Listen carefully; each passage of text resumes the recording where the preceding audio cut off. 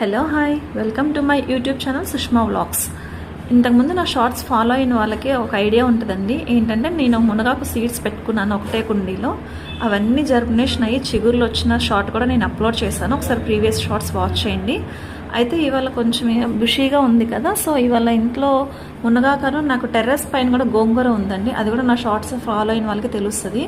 So ఆకుకూరలు ఎలాగో ఇవాళ తీసుకురావటం మర్చిపోయాను. ఎందుకని మన గార్డెన్లో ఉన్నవే మునగాకు అండ్ గోంగూర ఉంది. ఈ రెండు కలిపి ఇవాళ నేను ఫ్రై చేశాను.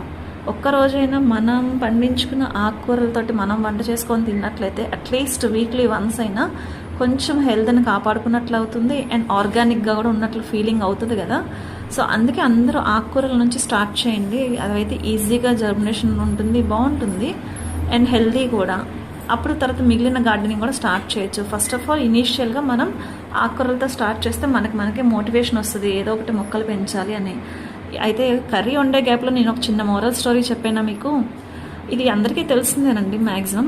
ఏంటంటే ఒక రోజు కుండని అడిగారంట ఎవరో, ఎలాంటి సిచ్యువేషన్లో అయినా అంటే ఎండైనా వానైనా ఎప్పుడు నువ్వు ఎలా ఇంత ప్రశాంతంగా చల్లగా ఉండగలుగుతున్నావు అంటే అప్పుడు ఆ కుండ సమాధానం ఇచ్చిందంట, నేను వచ్చింది మట్టిలో నుంచే, చివరాఖరికి నా గమ్యస్థానం కూడా మట్టిలోకే అని చిరునవ్వుతో సమాధానం ఇచ్చిందండి. సో దీన్ని బట్టి మనం ఏం అర్థం చేసుకోవాలంటే మరుక్షణం ఏమవుతుందో తెలియని జీవితంలో మనం కోపాలు, ఆవేశాలు, పొగరు, గర్వాలు ఇవన్నీ లేకుండా ఉన్న కొంత జీవితాన్ని ప్రశాంతంగా పీస్ఫుల్గా లీడ్ చేసినట్లయితే చాలా బాగుంటుంది. సో బోర్ కొట్టదని అనుకున్న ఏదో చిన్న స్టోరీ, అందరికీ ఈ మోరల్ తెలిసిందే, ఎందుకో షేర్ చేసుకోవాలనిపించింది. అండ్ నా కర్రీ చూసారా మంచిగా, అసలు అది ఆర్గానిక్ది కదా, సో అందుకే వెంటనే మగ్గిపోయిందండి. ఎంత ఈజీగా అయిపోయిందో కర్రీ నాకు ఫాస్ట్గా. బయట కొన్న ఆకుకూరలతో కంపేర్ చేస్తే ఇది చాలా ఫాస్ట్గా అయిపోయింది కర్రీ కూడా నాకు. అండ్ ఆయిల్ కూడా ఎక్కువ పట్టలేదు. పిల్లలకి నేను మార్నింగ్ క్యారేజ్లో ఈ ఆకుకూర వేసేసి అందులో నెయ్యి కలిపి వాళ్ళకి బాక్స్లో పెట్టేసేసాను.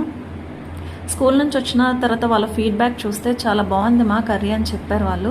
సో నేను చెప్పేది ఏంటంటే ప్రతి ఒక్కళ్ళు కూడా అది బాల్కనీ అయినా టెర్రస్ అయినా నేల మీద అయినా సరే ఏదో ఒక మొక్కలు అనేది పెంచడం స్టార్ట్ చేయండి. మన గ్రీనరీని మనమే డెవలప్ చేసుకున్నట్లు ఉంటుంది, హెల్దీగా ఆర్గానిక్గా ఉంటాము. ఓకేనా? Thanks for watching my video. Stay tuned for more updates.